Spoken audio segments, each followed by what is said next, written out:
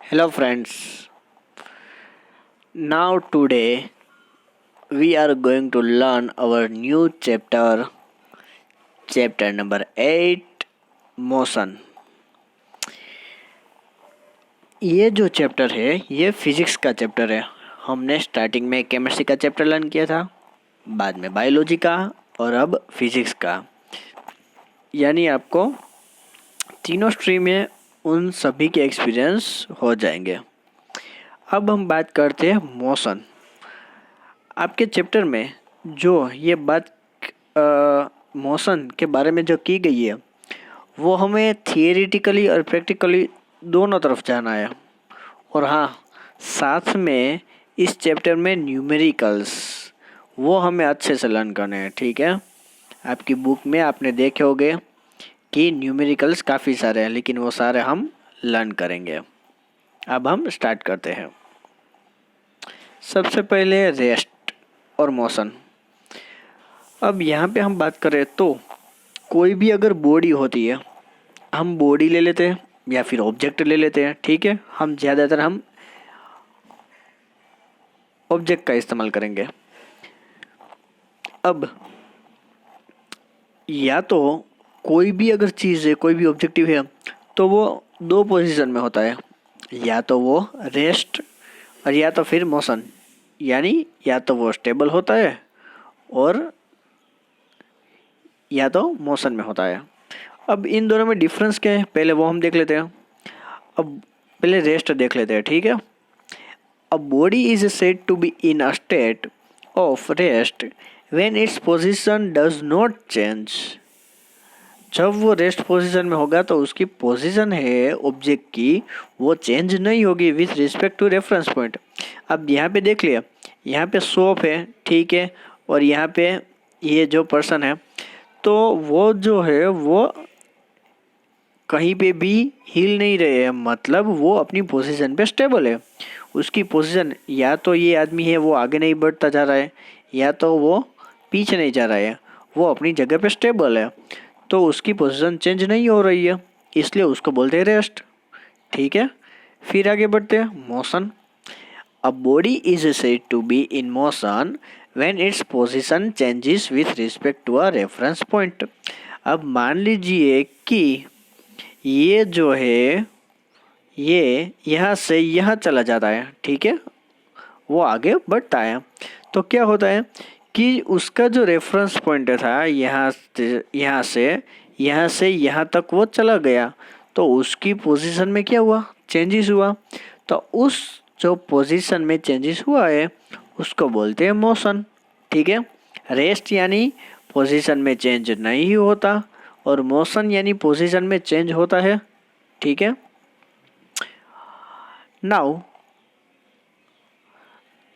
जो मोशन है वो 3 टाइप्स के होते हैं, लीनियर मोशन, सर्कुलेटरी मोशन और ऑसिलेटरी मोशन। अब लीनियर मोशन में क्या होता है कि अगर बॉडी या कोई भी ऑब्जेक्ट होता है तो वो सीधे एकदम स्ट्रेट लाइन में वो मोर अपनी मूवमेंट करता है, स्ट्रेट लाइन में मोशन करता है। सर्कुलेटरी मोशन में क्या होता है कि अगर कोई भी बॉडी है तो वो राउंड और राउंड और राउंड करता जाता है। ठीक है, उसको बोलते हैं सर्कुलेटरी मोशन। और ऑस्किलेटरी मोशन में क्या होता है कि कोई भी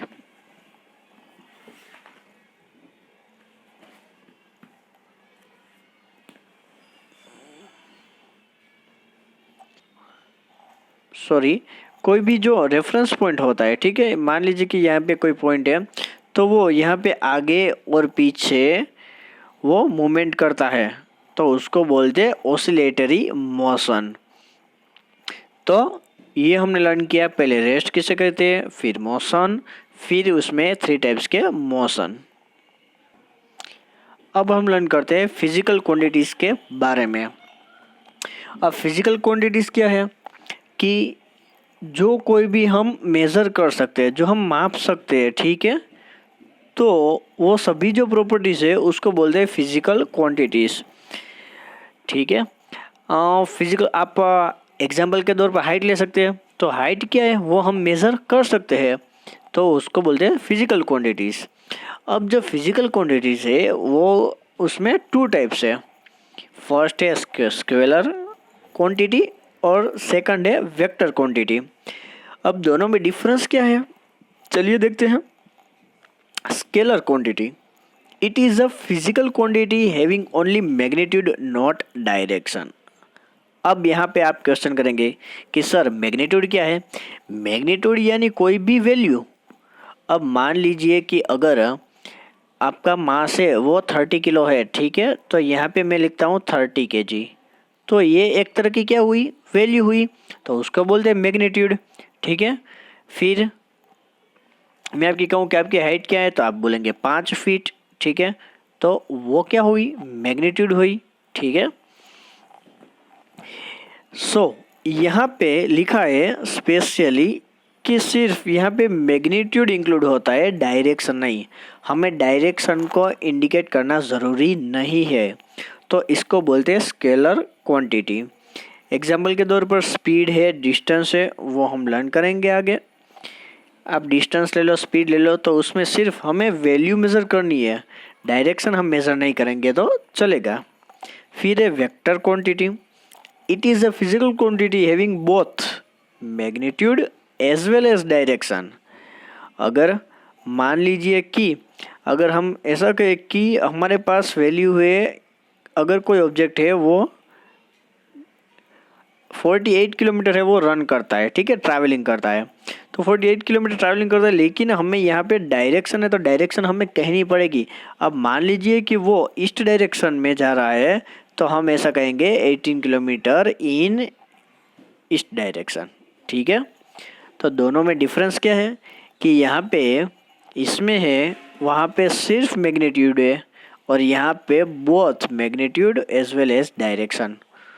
तो ये स्केलर और वेक्टर में डिफरेंस है। ठीक है, हम याद कैसे रखेंगे, अगर याद रखना है तो देखिए हम यहाँ पे छोटा सा फॉर्मूला बना लेते हैं। स्केलर में सबसे पहले कौन आता है, वर्ड अल्फ़ाबेट में एस, यहाँ पे क्या आता है एम, तो हम ऐसा याद रख लेंगे एस एम एस, हमारे लिए इजी होगा। यानी जो स्केलर है उसको सिर्फ किसकी ज़रूरत होगी, मैग्नीट्यूड की, और यहाँ पे हम बनाएंगे वी एम डी या तो वी डी एम, कोई भी आप बना सकते हैं, वी एम डी चलेगा। ठीक है, तो वेक्टर है वो मैग्नीट्यूड और डायरेक्शन दोनों में रिक्वायरमेंट होगी। ठीक है, और वेक्टर क्वांटिटी में एग्जांपल है वेलोसिटी है, एक्सेलरेशन है, डिस्प्लेसमेंट है, मोमेंटम है, फोर्स है। तो ये सभी हमें लर्न करने हैं 1 by 1। ठीक है, इस चैप्टर में हमें यही सब लर्न करना है, तो हम आगे बढ़ते हैं। अब यहाँ पे हमें मोशन की जो फिजिकल क्वांटिटीज़ है ये सभी हमें लर्न करने, देखते हैं क्या क्या है। पहले है डिस्टेंस, तो डिस्टेंस हमें देखना है, फिर है डिस्प्लेसमेंट, फिर है स्पीड, फिर है वेलोसिटी, फिर यूनिफॉर्म और नॉन यूनिफॉर्म मोशन, एक्सेलरेशन, फिर ग्राफ के साथ हमें लर्न करना है, और फिर उसके इक्वेशन है। ये सभी हम लर्न करेंगे तभी हमारा चैप्टर है वो कंप्लीट होगा। तो हमें 1 by 1 ये सारे जो फिजिकल क्वांटिटीज़ है वो हमें देखते जाना है। ठीक है, अब हम बढ़ते हैं पहली फिजिकल क्वांटिटीज, डिस्टेंस। डिस्टेंस क्या है, the actual path length travelled bye an object is called distance.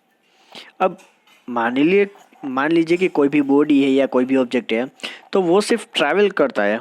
हम कहीं से एक जगह पे दूसरी जगह जाते हैं, तो वो जो पाथ है उसकी जो लेंथ है उस लेंथ को बोलते हैं डिस्टेंस। ठीक है, हम बाइसिकल लेके घर से स्कूल जाते हैं, तो वो जो लेंथ होगी उसको क्या बोलेंगे, डिस्टेंस। अब उसके जो पॉइंट्स है वो हम देखते हैं, it is a scalar quantity. ठीक है, अब स्केलर में हमने फॉर्मूला क्या बनाया था, एस एम एस, एस इसके बाद क्या होता है एम।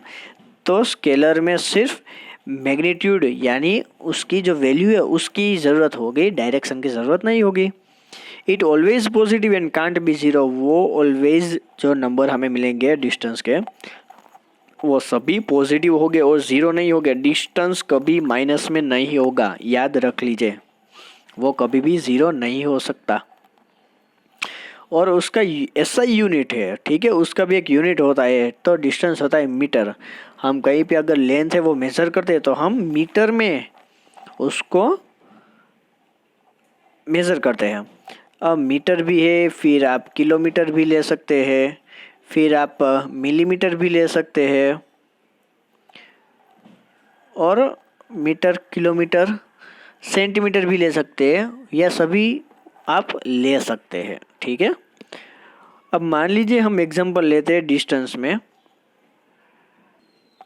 अब मान लीजिए कि यहाँ पे कोई बॉडी है, वो यहाँ पे फिगर में देखिए, यहाँ पे ए पॉइंट पे है और ए पॉइंट से डायरेक्टली वो डी पॉइंट तक ट्रैवलिंग करता है। कोई ऑब्जेक्ट है वो ए पॉइंट से डी पॉइंट तक ट्रैवलिंग करता है, ठीक है। तो ये जो इसका डिस्टेंस है वो डिस्टेंस क्या हुआ, तो यहाँ पे हम देख सकते हैं, ठीक है, 0 से लेके 100 तक, तो यानी उसका जो डिस्टेंस है वो हुआ 100 मीटर, ठीक है। अब बाद में वो पर्सन, अच्छा, या बाद में वो ऑब्जेक्ट है वो डी से लेके वो कहाँ पे जाता है, सी तक जाता है, ठीक है। तो फिर से हम डी से लेके सी तक करेंगे। अब यहाँ पे हम देख सकते हैं 10, 20, 30 और 40, तो हमारे पास यहाँ पे क्या गया, डिस्टेंस में प्लस ऐड कर देंगे, ठीक है, 40 मीटर। तो अब हम कहें कि वो जो ऑब्जेक्ट है उसका टोटल डिस्टेंस कितना हुआ, तो उसका जो टोटल डिस्टेंस है वो हुआ पहले 100 यानी ए से डी तक का, फिर हुआ 40 डी से सी तक का, तो उसका आंसर हुआ 140 मीटर, ठीक है। तो ये था हमारा डिस्टेंस। अब हमारे पास है डिस्प्लेसमेंट, ठीक है। अब डिस्प्लेसमेंट में क्या है, the shortest distance between initial position and final position is called displacement. क्या कहा गया है कि कोई भी फाइनल पोजीशन ले लीजिए और फिर सबसे पहले इसकी इनिशियल पोजीशन ले लीजिए, फिर फाइनल पोजीशन ले लीजिए, उस बीच में जो उसका डिफरेंस है, वो जो छोटा सा डिफरेंस है उसको बोलते हैं डिस्प्लेसमेंट, ठीक है। हम उसके पॉइंट रीड कर लेते हैं। It is a vector quantity, ठीक है, वो स्केलर थी, ये कौन सी है, वेक्टर है, वेक्टर क्वांटिटी, और इट कैन पॉजिटिव, नेगेटिव और ज़ीरो, तो ये पॉजिटिव भी हो सकता है डिस्प्लेसमेंट, नेगेटिव भी हो सकता है और ज़ीरो भी हो सकता है। इसका भी ऐसा यूनिट मीटर ही है, ठीक है, दोनों के ऐसे यूनिट सेम है, डिस्टेंस और डिस्प्लेसमेंट के। अब यहाँ पे हम एग्जांपल ले लेते हैं। अब मान लीजिए कि यहाँ पे कोई ऑब्जेक्ट है, मान लीजिए कि यहाँ पे कोई ऑब्जेक्ट है, यहाँ पे ए से स्टार्ट करता है, ठीक है, इनिशियल पोजीशन क्या है, ए, यानी 0 से स्टार्ट करता है, फिर ए से वो जाता है डी तक, ठीक है, फिर डी से घूमने के बाद वो सी पोजीशन पे आता है। अब क्या होता है कि मान लीजिए कि हमारी डेफिनेशन क्या है कि इनिशियल पोजीशन और फाइनल पोजीशन को डिफरेंस हमें ढूंढना है। तो हमारी इनिशियल पोजीशन क्या है यहाँ पे, ठीक है, अब फाइनल पोजीशन क्या है, तो लास्ट में वो यहाँ पे आया था, तो इन दोनों के बीच जो डिफरेंस है वही सिर्फ हमें काउंट करना है, उसको बोलते हैं डिस्प्लेसमेंट। तो यहाँ पे देखिए डिस्प्लेसमेंट, तो इस ए से सी तक का डिस्टेंस क्या होता है, तो हम देख सकते हैं 10, 20, 30, 40, 50 और 60, तो 60 मीटर हमारा डिस्प्लेसमेंट हुआ है, ठीक है। और एक बात, अगर डिस्प्लेसमेंट वेक्टर क्वांटिटी है, ठीक है, तो हमें वेक्टर क्वांटिटी में हमने कहा था कि डायरेक्शन है वो ज़रूरी है। तो हम देखिए यहाँ पे ईस्ट होती है, यहाँ पे वेस्ट होती है, नॉर्थ होती है, साउथ होती है, तो हम ऐसा कहेंगे कि 6 मीटर ईस्ट वो जो है वो हमारा डिस्प्लेसमेंट है, ठीक है। यहाँ पे east, west, north, south, fourth direction हमें इंक्लूड करनी पड़ती है। तो ये था हमारा डिस्प्लेसमेंट। अब देखिए यहाँ पे हम डिफरेंस ले लेते हैं, ठीक है, बीच में डिफरेंस बिटवीन डिस्टेंस और डिस्प्लेसमेंट। तो डिस्टेंस और डिस्प्लेसमेंट में कौन सा डिफरेंस है, तो हम देखते हैं यहाँ पे जो डिस्टेंस है वो आपको एक्चुअल पाथ लेंथ है वो आपको बता देगा कि उसने कितना ट्रैवल किया है। कोई भी ऑब्जेक्ट है तो उसने कितना ट्रैवल किया है। अब डिस्प्लेसमेंट में क्या है कि वो शॉर्टेस्ट डिस्टेंस होता है, ठीक है। इनिशियल पोजीशन और फाइनल पोजीशन के बीच जो भी होता है वो जो डिस्टेंस होता है वो डिस्प्लेसमेंट कहा जाता है। डिस्टेंस है वो स्केलर क्वांटिटी है, डिस्प्लेसमेंट है वो वेक्टर क्वांटिटी है। It always positive and can't be zero, ये हमेशा पॉजिटिव होता है और ज़ीरो नहीं होता है। ये पॉजिटिव भी होता है, नेगेटिव भी होता है और ज़ीरो भी हो सकता है। तो ये था डिफरेंस। ये आपको 2 मार्क्स में क्वेश्चन में भी पूछा जा सकता है, या तो फिर आप सिर्फ डिस्टेंस पूछा जाए तो सिर्फ डिस्टेंस का लिखिए, डिस्प्लेसमेंट पूछा जाए तो डिस्प्लेसमेंट, अगर डिफरेंस पूछे तो दोनों, ठीक है।